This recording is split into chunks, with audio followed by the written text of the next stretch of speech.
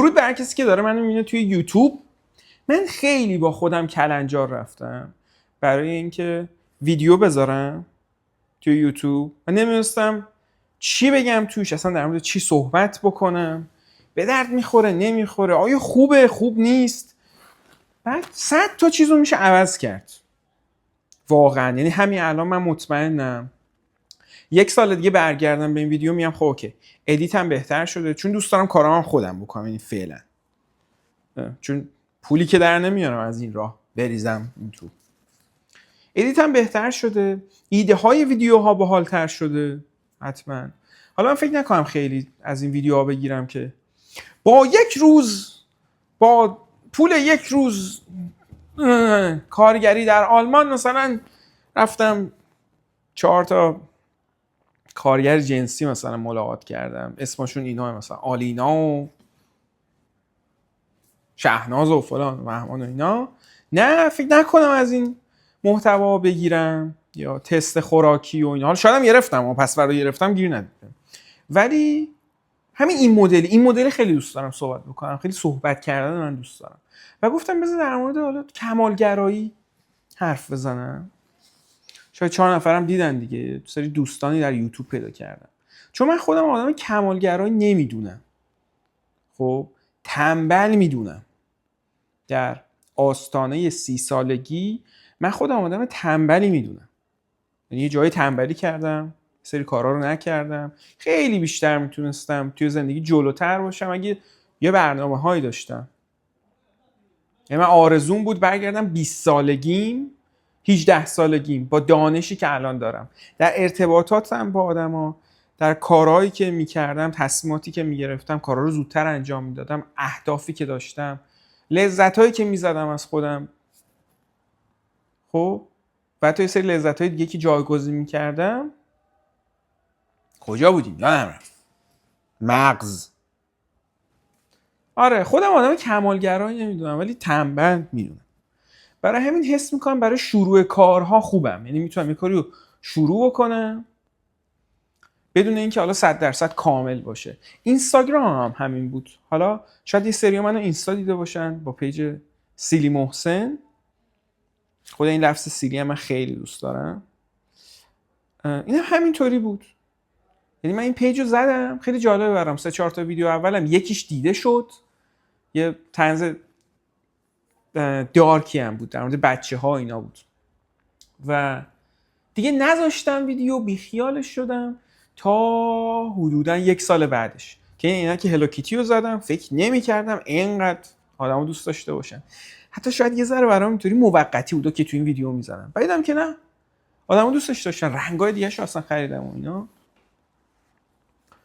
و من هیچ وقت اینطوری نبودش که حالا بذار به اون حد ادیت فلان برسم در اینستا. حالا بحث اینستا، تولید محتوا توی اینستا و یوتیوب اینا فرق میکنه، ولی اصلا برای من این مدلی نبودش که بذار عالی بشم بعد شروع بکنم.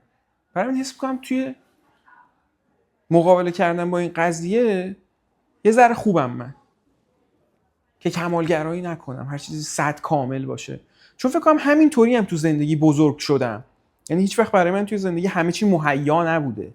خانواده‌ای که توش بودم، محل و اینا کمبودی نداشتم، ولی اینطوری نبود که همیشه مهیا باشه. همیشه باید صبر می‌کردم برای اینکه به چیزی برسم. همیشه باید صبر می‌کردم. یا حتی قید یه چیزایی رو می‌زدم. برای همین به نظرم یک آدم کمالگرا نباشه یک کمک خیلی بزرگیه توی زندگی الان.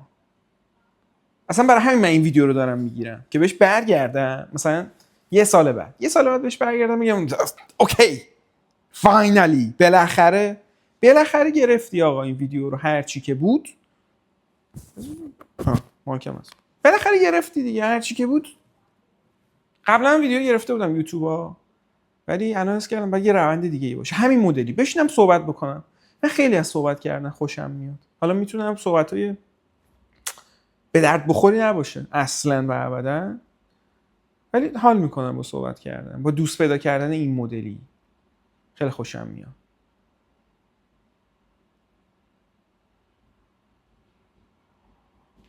حالا آدم چطوری میتونه کمالگرا نباشه. یعنی من چیکار میکنم تو زندگی که کمالگرا نباشم و یه کاری شروع کنم؟ از قضاوت نمیترسم؟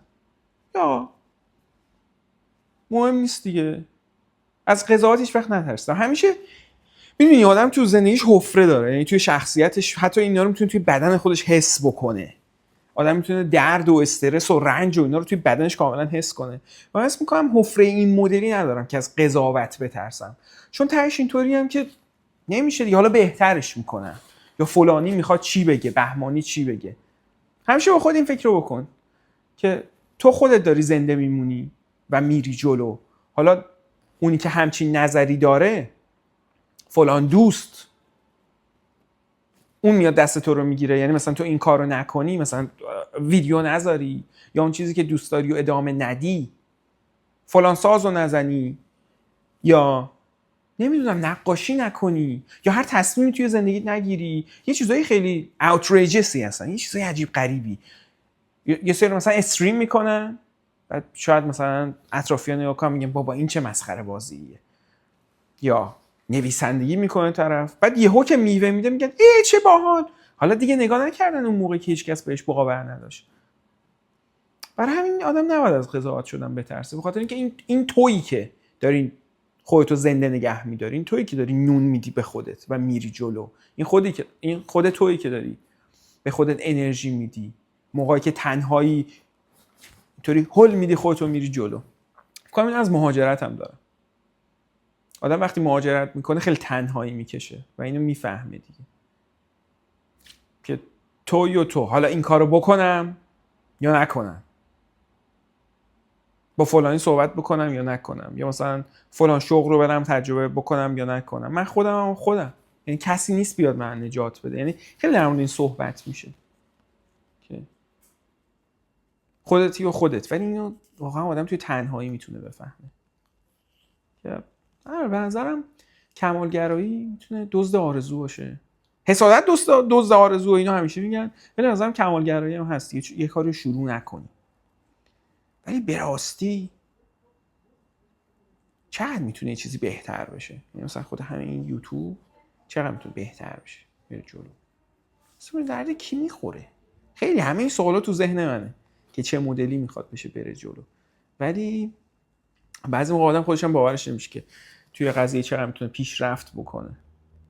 من بقیه رو میبینم، مثلا چنل‌های یوتیوب دیگر رو دیدم، طوری بودم که چی میخواد بشه مگه؟ بعد طرفو نگاه می‌کنی می‌بینی حتی توی فضای انگلیسی زبان چقدر پیشرفت کرده، یا با چه متدای ساده‌ای ویدیوهایی که درست میکنن. برای همین آدم نباید سخت بگیره و بره جلو. تهش یکی نمیشه. و یه خوبی که داره این که آدم کمالگرا نباشه و بیفته توی مسیر، اینه که این خودش سطح استرس تو میاره پایین. این که آدم بدون توی مسیریه از استرسش کم میشه. آقا من کارمو کردم دیگه، ننشسته بودم، من کارمو کردم، من تلاشمو کردم، نشد دیگه، نشد. یا یه جور دیگه این میشه، میبینی سر و کله داری میزنی با یه کاری، بعد تو دل همون یا با کسی آشنا میشی، یه ارتباطی میگیری، یا ایده های دیگه میاد توی کلت، ولی این مدلی کار نمیکنه که بشینی اینطوری و الهام بشه بهت. نمیشه اینطوری، تو خود همون پیش میاد. حداقل اینی که من دارم توی تولید محتوا فهمیدم، توی خود تولید محتوا این پیش میاد. ایده بعدی فلان نشد، خوب نبود، پاک میکنی دیگه، آرشیو میکنی. ولی بری جلو، ولی باید کاره رو بکنی. این خیلی خیلی خیلی جالبه که از مغز هر چقدر بیشتر استفاده میکنی از این بدنت فرسوده تر نمیشه. خیلی قشنگه به نظر. و خیلی من خوشحالم من این ویدیو رو گرفتم. یعنی مثلا یه کار بامزه که تو ذهن من هست اینه که این بشه 10 دقیقه بدون هیچ چیز خاصی صحبت بکنم و این وزنه روی این باشه که من صحبت میکنم و این انقدی بامزه باشه، باحال باشه که مثلا تو که داری الان منو میبینی حس کنی با یه دوستی داری صحبت میکنی و اینقدر باحال باشه. فکر کنم ندیدم من همه، حداقل مثلا توی فضای فارسی ندیدم همچین چیزو، تو انگلیسی دیدم. حالا میام در مورد خیلی چیزای متنوعی صحبت میکنم. من حس می‌کنم این معنای منه در زندگی. جدی میگم این کار.